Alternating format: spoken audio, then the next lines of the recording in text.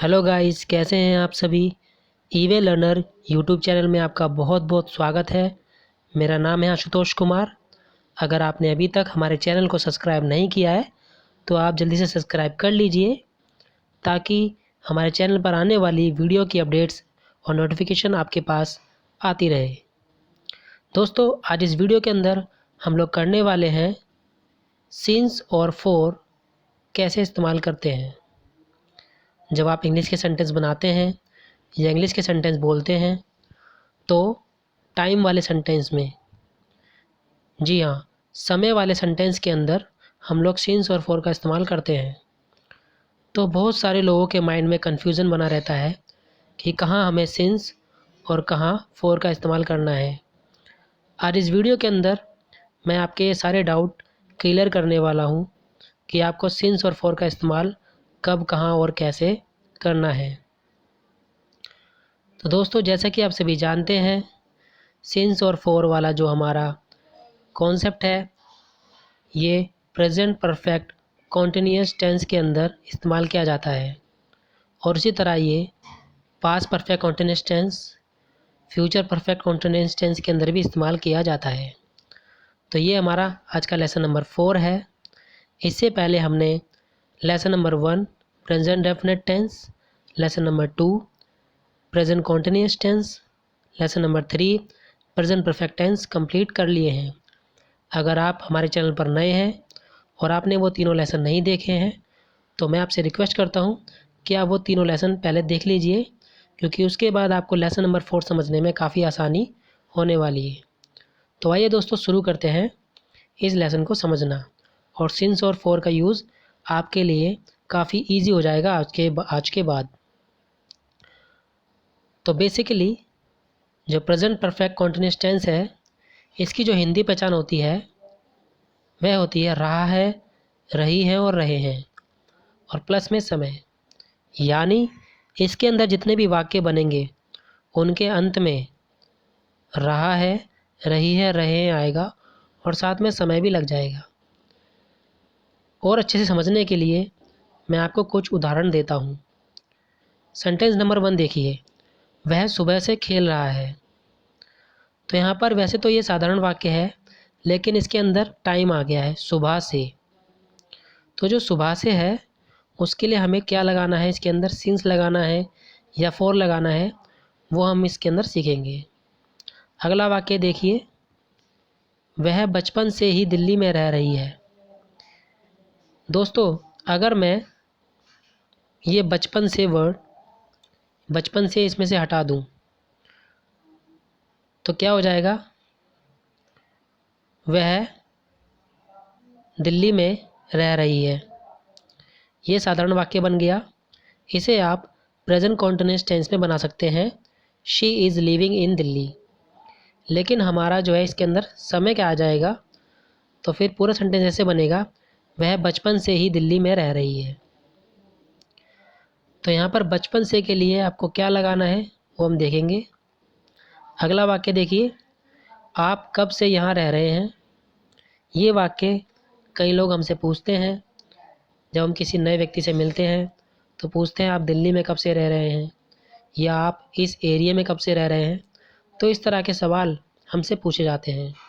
तो अगर हमें इसकी इंग्लिश बनानी है तो क्या लगाएंगे, इसमें सिंस लगाएंगे या फॉर लगाएंगे, वो मैं आपको समझाऊंगा।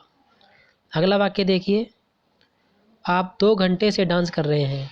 इसमें समय आ गया 2 घंटे से, तो 2 घंटे से के लिए क्या लगेगा वो हम देखेंगे। अगला वाक्य है, भिखारी 3 साल से सड़क पर भीख मांग रहा है। तो इसके अंदर समय है 3 साल से, तो 3 साल के लिए क्या लगेगा वो हम आगे के वाक्यों में समझेंगे। चलिए दोस्तों, ये जो वाक्य हैं आपको बनाने हैं। अगर आपको बनाने आते हैं तो आप मुझे कमेंट बॉक्स में मैसेज करके इनकी सही इंग्लिश बता सकते हैं।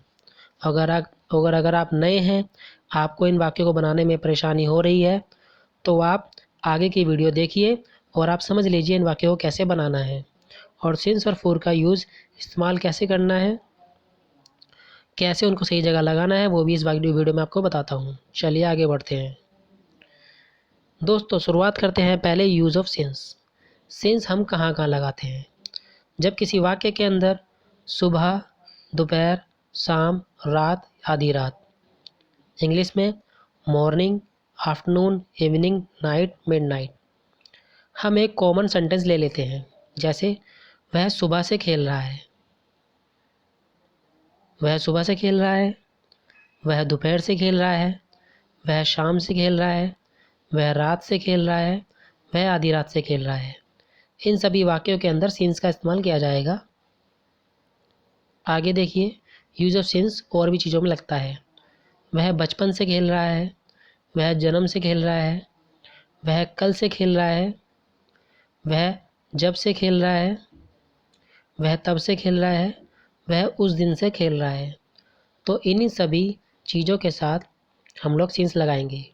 बचपन को चाइल्डहुड कहते हैं, जन्म को बर्थ, बीते हुए कल को यस्टरडे, जब और कब, वैन के 2 मीनिंग होते हैं, जब और कब, और तब के लिए आता है देन, उसके लिए आता है दैट। तो ये थे सिंस के, जहाँ सिंस लगाया जाता है। और भी चीज़ों में सिंस लगाया जाता है, उसको समझ लेते हैं। यूज़ ऑफ सिंस और फॉर। अब हम लोग सिंस और फॉर का इस्तेमाल करना एक साथ सीखेंगे।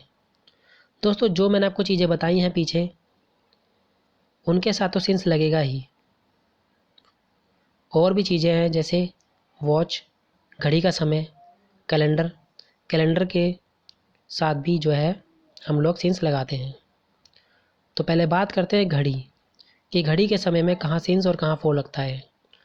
अगर आपका वाक्य ऐसे है, वह 2 बजे से खेल रहा है, तो इसकी इंग्लिश होगी 2 o'clock, 2 बजे से के लिए, तो इसके साथ आएगा सिंस।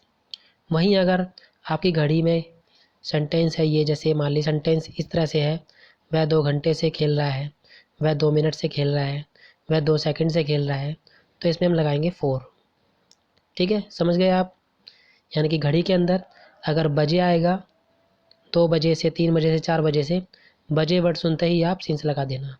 और घंटे, मिनट और सेकंड में आप लोग क्या लगाएंगे? 4 लगा देंगे, इन तीनों के अंदर। चलिए उसी तरह से हम देखते हैं कैलेंडर।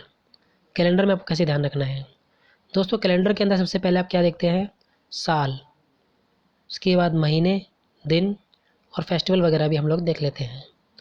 तो अगर वाक्य ऐसे है, वह 2020 से यहाँ रह रहा है, तो जब साल का नाम आए तो आपको सिंस लगाना है। वह जनवरी से रह रहा है, महीने का नाम आए तो सिंस लगाना है। वह संडे से रह रहा है, दिन का नाम आए तो सिंस लगाना है। दिवाली से रह रहा है, त्यौहार का नाम आए तो सिंस लगाना है। यानी कि जब कैलेंडर में देखी जाने वाली चीज़ों का नाम आएगा, साल का नाम आ गया, महीने का नाम, दिन का नाम, त्यौहार का नाम, तो वहाँ पर आपको सिंस लगाना है। लेकिन सेंटेंस के अंदर साल का नाम नहीं बताया जा रहा है, ऐसे बोला जा रहा है वह 2 साल से यहाँ रह रहा है।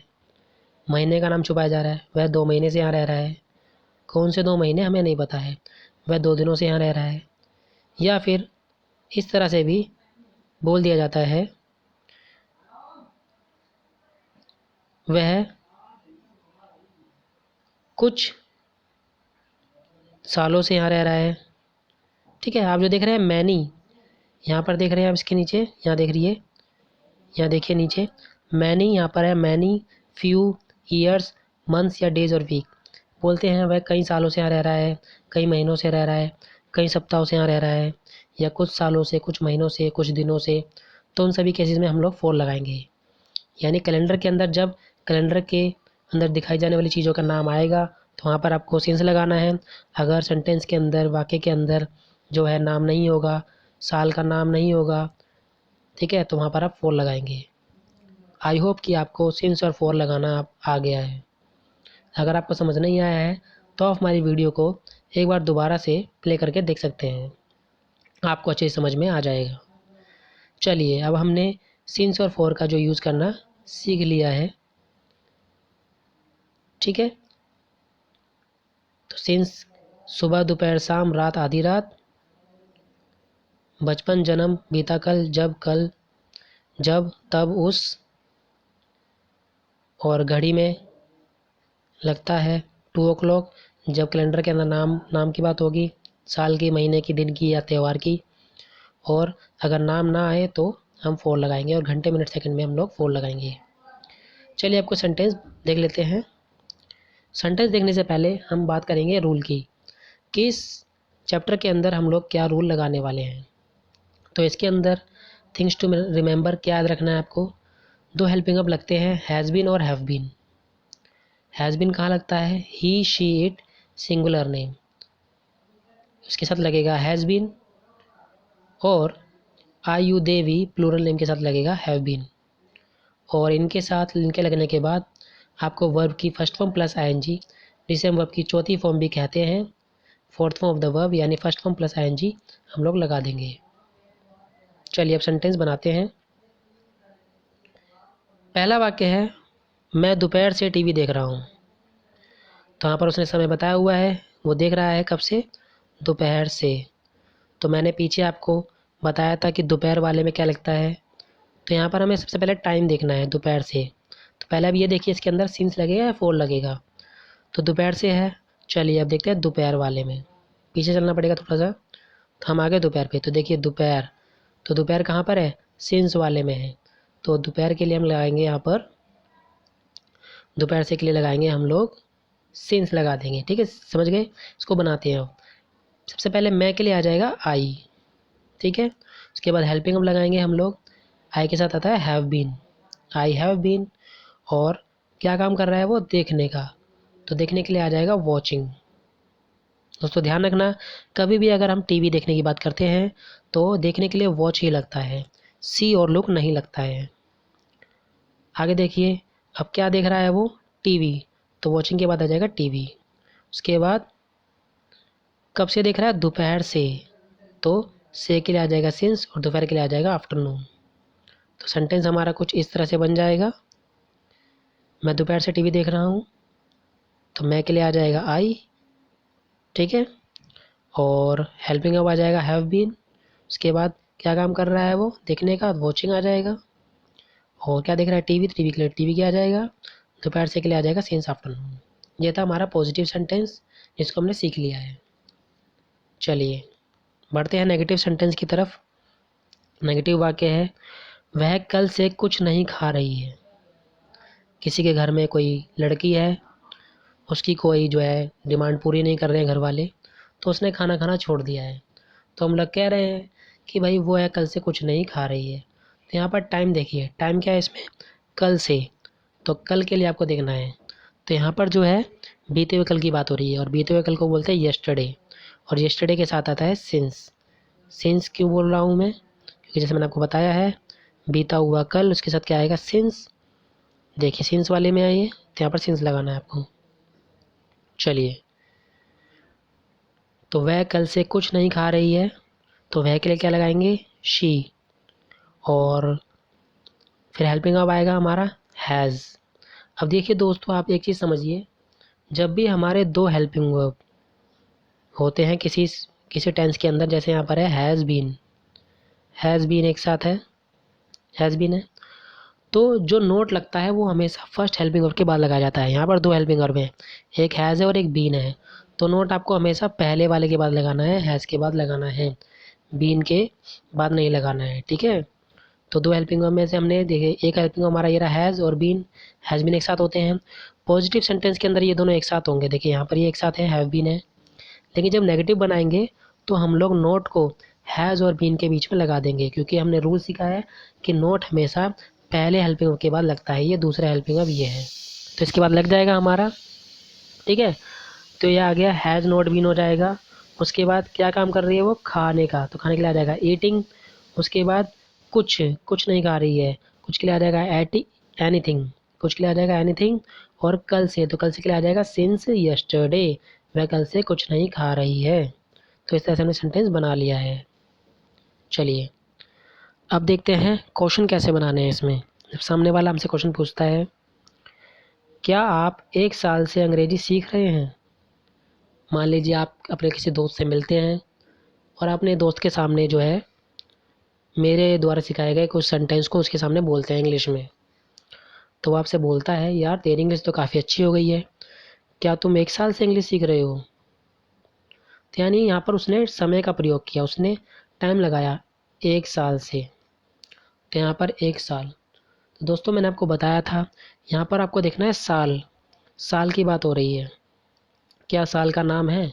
अगर साल का नाम होगा, ध्यान से सुनिए, साल का नाम, महीने का नाम, दिन का नाम अगर दिया जाएगा तो ही सिंस लगेगा, अदरवाइज उसमें फोर लगेगा। साल का नाम 2020, 21, 22, 23, महीने का नाम जनवरी, फरवरी, मार्च, दिन का नाम संडे, मंडे, ये होंगे तभी आप सिंस लगाएंगे, अदरवाइज आप फोर लगाएंगे। तो यहाँ पर हम फोर लगाएंगे क्योंकि यहाँ पर साल का नाम नहीं दिया हुआ है, सिर्फ 1 साल दिया हुआ है। कैसे बनेगा ये? क्या से शुरू हो रहा है? मैंने आपको सिखाया था, आपने लेसन नंबर 2 और 3 के अंदर मैंने आपको सिखाया था कि जब भी हमारा कोई भी प्रश्न क्या से बनता है तो हम लोग फर्स्ट हेल्पिंग वर्ब को, पहले हेल्पिंग वर्ब को बाहर लगा देते हैं। तो इसके अंदर हमारे 2 हेल्पिंग वर्ब हैं, एक है हैज़ और एक है बीन, ठीक है, और एक है हमारा हैव बीन। तो इसके अंदर हैव बीन हमें लगाना है, ठीक है। तो हैव और बीन है, इसके अंदर हैव क्यों आएगा पहले ही समझ लीजिए। यहाँ पर क्या के पीछे क्या लिखा है? आप, आपके इंग्लिश होते हैं यू, और यू के साथ आता है हमारा हैव। तो यहाँ पर 2 हेल्पिंग वर्ब है, एक है हैव और एक है बीन। तो जो हम क्या क्या करेंगे, 2 हेल्पिंग वर्ब से सिर्फ पहला हेल्पिंग वर्ब लेंगे बाहर, ठीक है। तो हमने क्या के लिए क्या लगाया है, पहला हेल्पिंग वर्ब हैव लगाया, फिर क्या के बाद क्या है आप, आपके लिए आ जाएगा यू, फिर बीन आएगा तो फिर लगाएंगे हम लोग बीन। उसके बाद सीखने की बात हो रही है तो सीखने के आ जाएगा लर्निंग। उसके बाद क्या सीख रहे हैं वो, अंग्रेजी, तो अंग्रेजी के लिए आ जाएगा इंग्लिश। कितने साल से? 1 साल से, तो से के लिए आ जाएगा 4 और 1 साल के लिए आ जाएगा 1 ईयर। तो बन जाएगा हमारा, क्या आप 1 साल से अंग्रेजी सीख रहे हो? तो have you been learning English for 1 year. चलिए आगे बढ़ते हैं। अब देखते हैं हमारा इंटरोगेटिव नेगेटिव सेंटेंस। ये भी हमारा इंटरोगेटिव सेंटेंस की तरह है, बट इसके अंदर हमें नोट लगा देना है नहीं की जगह पर, ठीक है। तो क्या से शुरू हो रहा है?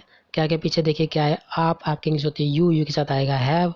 तो क्या से शुरू होगा? पहला हेल्पिंग अब यहाँ पे लग जाएगा, फिर नहीं के लिए आ जाएगा नोट। मैंने आपको बताया था कि नोट हमेशा पहले हेल्पिंग के बाद लगता है, तो यहाँ पर नोट हमने लगा दिया है। उसके बाद हमने बीन लगाया है, फिर जाने की बात हो रही है, जाने के लिए आ जाएगा गोइंग। उसके बाद कहाँ जाने की बात हो रही है? वहाँ, तो वहाँ के लिए आ जाएगा देयर। और तब से, तब से के लिए आ जाएगा सिंस देन, क्योंकि मैंने आपको बताया था, क्या बताया था मैंने आपको, देखिए तब से। तो तब के लिए देखिए तब कहाँ पर होता है हमारा, हम देख लेते हैं। तब, देखिए यहाँ पर ये रहा, देखिए ये है तब, तब के इंग्लिश होता है देन, ठीक है। तो एक और कहाँ पर है ये सिंस वाले में, तो यहाँ पर इसके साथ क्या लगेगा? सिंस लग जाएगा इसके साथ। तो यहाँ पर हमने लगा दिया है, सिंस लगा दिया है और आ जाएगा देन। तो क्या आप तब से वहाँ नहीं जा रहे हैं? Have you not been going there since then. इस तरह से हमारा सेंटेंस बन जाएगा। चलिए देखते हैं अब WH टाइप फैमिली सेंटेंस। वह कुछ महीनों से यहाँ क्या कर रहा है? अब बहुत सारे जो लोग हैं, वो लोग जहाँ थे वो वहीं रुके हुए हैं, किसी के घर पे रिश्तेदार रुके हुए हैं, है ना। तो अब कोई जो पड़ोसी है वो पूछ रहा है किसी से कि भाई तुम्हारे यहाँ पर जो आ रहे हैं, वह कुछ महीनों से यहाँ क्या कर रहे हैं, क्यों रुके हुए हैं? वैसे तो पता सबको है ना। तो इस तरह का क्वेश्चन है। तो कैसे बनाएंगे इसको? इसमें समय देखेंगे, समय क्या है? कुछ महीनों के लिए पूछ रहा है वो, कुछ महीनों से। तो यहाँ पर देखिए महीने, महीने की बात हो रही है। तो मैंने आपको बताया था महीने की बात हो तो महीने का नाम आना चाहिए। क्या महीने का नाम आ रहा है? जनवरी फरवरी बोल रहा है? वो नहीं बोल रहा है। तो जब नहीं बोल रहा है तो हम क्या लगाएंगे इसमें? फोर लगाएंगे। और अगर इसमें बोल देता महीने का नाम सीधा, जनवरी, फरवरी, मार्च, अप्रैल, मई, जून, जुलाई, अगस्त, सितंबर, अक्टूबर, नवंबर, दिसंबर, 12 महीने में से कोई सा भी नाम बोल देता तो हमको लगाना पड़ता सिंस। लेकिन इसके अंदर उसने कुछ नहीं बोला तो हम लगाएंगे फोर, ठीक है। चलिए अब इसको बनाएंगे कैसे? क्या, क्वेश्चन शुरू हो रहा है ये क्या से, क्या क्या लगाएंगे? वट, वट आ जाएगा। फिर WH फैमिली के बाद हेल्पिंग वर्ब आता है। फर्स्ट हेल्पिंग वर्ब आएगा हैज़। हैज़ क्यों आया? क्योंकि सेंटेंस शुरू हो रहा है वह से, वह के नीचे होती है ही, फिर ही आ जाएगा। उसके बाद क्या लगाएंगे? सेकंड हेल्पिंग वर्ब लगाएंगे, बीन लगाएंगे। उसके बाद कर रहा है, करने के लिए आ जाएगा डूइंग। और यहाँ, यहाँ के लिए आ जाएगा हियर। और कुछ महीनों से के लिए आ जाएगा फॉर, और कुछ महीने के लिए आ जाएगा फ्यू मंथ्स। तो इंग्लिश हमारी बन जाएगी वह कुछ महीनों से यहाँ क्या कर रहा है, what has he been doing here for few months. चलिए आज का हमारा आखिरी वाक्य है वो भी देख लेते हैं। आप कब से क्लास नहीं ले रहे हैं। यानी कोई क्लास है वो अपनी क्लास में नहीं जा रहा है, तो उसका दोस्त या कोई भी घर वाला उससे पूछ रहा है भाई तुम क्लास में कब से नहीं जा रहे हो, या आप क्लास कब से नहीं ले रहे हैं। तो इसको कैसे बनाएंगे, इसमें आपको क्या देखना है, समय देखना है, क्योंकि इसमें हम समय ही सीख रहे हैं, टाइम सीख रहे हैं, टाइम का कैसे सेंटेंस लगाना है, सिंस और फॉर कैसे लगाना है। तो यहाँ पे है कब से, समय पूछ रहा है कब से। तो अब कैसे बनाएंगे इस सेंटेंस को। इस सेंटेंस को बनाने के लिए आपको थोड़ा सा अपना माइंड शार्प करना पड़ेगा। देखिए इसको सीख लीजिए, ये कैटेगरी अलग है, इस कैटेगरी के सेंटेंस ऐसे ही बनाए जाते हैं।